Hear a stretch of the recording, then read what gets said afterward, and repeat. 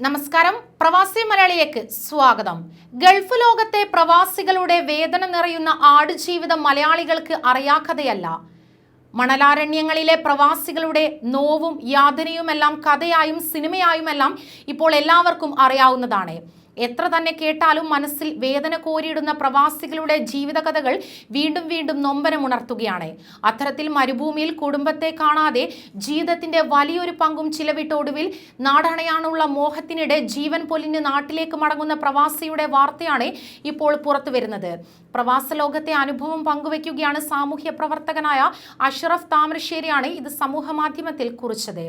Gulf നാടുകളിൽ മരിക്കുന്ന പ്രവാസികളുടെ മൃതദേഹങ്ങൾ നാട്ടിലെത്തിക്കാനുള്ള നിയമ സാമ്പത്തിക കുരുക്കുകൾ അഴിക്കാൻ മുന്നിലുള്ളയാളാണ് അഷ്റഫ്. ഇത്തരത്തിൽ കഴിഞ്ഞ ദിവസങ്ങളിൽ നടപടിക്രമങ്ങൾ പൂർത്തീകരിച്ച് നാട്ടിലെത്തിച്ച മൃതദേഹങ്ങളെ കുറിച്ചുള്ള അദ്ദേഹത്തിന്റെ ഹൃദയം തൊടുന്ന കുറിപ്പാണ് ഏവരിലും നൊമ്പരമായിരിക്കുന്നത്. കഴിഞ്ഞ ദിവസങ്ങളിൽ 7 മൃതദേഹങ്ങളാണ് നിയമപ്രശ്നങ്ങൾ പരിഹരിച്ച് നാട്ടിലെത്തിച്ചതെന്ന് അഷ്റഫ് പറയുന്നു.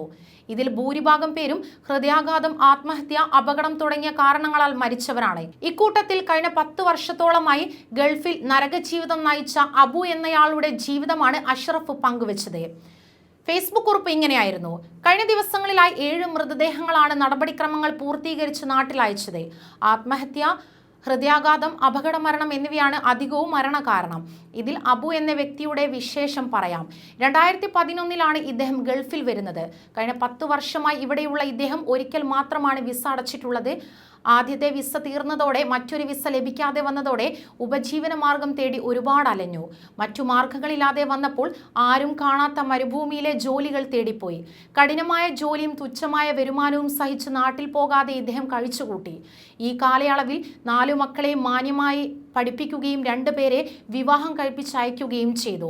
സ്വന്തം കുടുംബത്തിന്റെ മാന്യമായ ജീവിതം മാത്രമായിരുന്നു ഇദ്ദേഹത്തിന്റെ ഉള്ളിൽ അത്രയും. പ്രവാസ ലോകത്ത് കഴിഞ്ഞ 10 വർഷം ഇദ്ദേഹത്തിന്റെ ജീവിതത്തിൽ നിന്ന് കൊഴിഞ്ഞു പോവുകയുമായിരുന്നല്ലോ. ഇനിയൊന്ന് നാട് പിടിക്കണം, ഉറ്റവരെയും ഉടയവരെയും കാണണം, ആരോഗ്യം അനുവദിച്ചാൽ പുതിയ വിസയിൽ വന്ന് ഭേദപ്പെട്ട ജോലി കണ്ടുപിടിക്കണമെന്ന് സ്വപ്നം കാണും. അനധികൃത താമസത്തിന് അടയ്ക്കേണ്ടി വരുന്ന പിഴ തന്നെ വലിയ തുക വരും. അപ്പോഴാണ് പൊതുമാപ്പ് വരുന്നെന്നുള്ള വിവരം ലഭിച്ചത്. പുത്തൻ പ്രതീക്ഷകളുമായി ദിനങ്ങൾ തള്ളി നീക്കുകയായിരുന്നു ഇദ്ദേഹം. പിന്നീടാണ് അറിയുന്നത് പൊതുമാപ്പ് എന്ന വിവരം തെറ്റായിരുന്നു എന്നത്. നിരാശ പൂണ്ട ജീവിതം അധികം നീണ്ടുനിന്നില്ല. മരണം ഹൃദയാഘാതത്തിന്റെ രൂപത്തിൽ അബുവിനെ തേടി വന്നു. ഓരോ പ്രവാസിയും 1000 നോവുകളുമായിട്ടാണ് മണലാരണ്യത്തിൽ കഴിഞ്ഞു പോകുന്നത്. ഒത്തുവന്നാൽ അത്തറ് മണക്കുന്ന പെട്ടിയും തൂക്കി ശിഷ്ടകാലം കുടുംബത്തോടൊപ്പം കഴിയാൻ വന്നെത്തും. ഇതിനിടയിൽ നിരവധി പേർ ദുഃഖങ്ങളും പേറി ഹൃദയം പൊട്ടി തണുത്ത് മരവിച്ച് പൊട്ടിക്കരഞ്ഞതായി തന്റെ ചോര നീരാക്കി പണിത വീട്ടുമുറ്റത്തെത്തും.